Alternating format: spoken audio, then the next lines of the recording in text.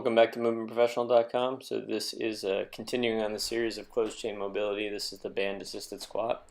So using a monster band against the pole, we're going to hold on with an underhand grip. First thing we're going to do is move the buttocks backwards so that you're basically putting the belly on the thighs. And as we do that, then we can sit down into the squat. And that loads the hips first before loading the knees, which allows for a deeper squat for those who might have knee issues. But it also just teaches you to kind of work from the center out, moving more proximally at the hips and taking the load more proximally at the hips. All right, and as you see, I can kind of explore different angles with the band while I'm at the bottom there. I can keep my feet together, which will challenge more of a true hip flexion. So if the knees are a little bit open, you're going to be compensating into external rotation if you're a little limited in true hip flexion. But I can also push down through my feet, open my knees a little bit, and try to extend my spine.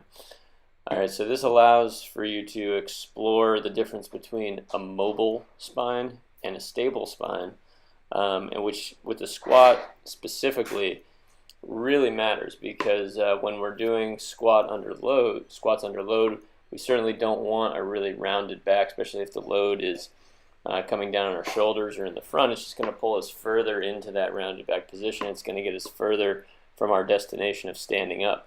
However, if we're trying to mobilize our spine or mobilize our hips, it can actually be beneficial to allow the pelvis to posteriorly rotate and the lumbar spine to flex. For one, it's something that our spine doesn't get a lot of activity into throughout the course of the day. If our sit bones are on a chair, or even if we're doing partial squats, we don't get to actually drop down into that lower lumbar flexion.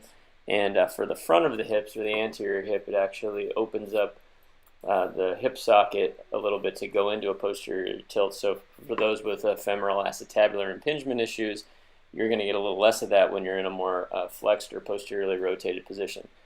Again, with that being said, when you're adding load to it, we have to be able to pull out and get into a more flat back or neutral spinal position, which might mean that we have to bring our hips up a little bit higher.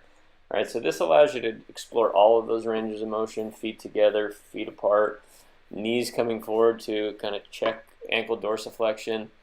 So all of those movements, and for the most part, I've seen this work for people pushing 70, and also for those who are just going to warm up. High-level athletes are about to warm up to do some heavy squatting or even heavy deadlifting.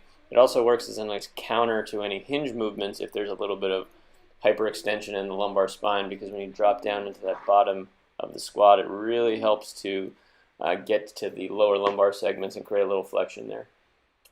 All right, so I find this to be a super value exercise. It's also good for grip endurance as a preliminary exercise for those who don't often train grip endurance.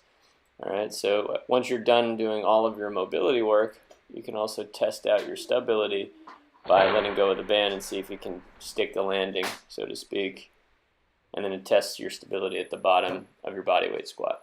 So that's the band-assisted squat, and if you have any questions, you go to movementprofessional.com. I'll see you next time.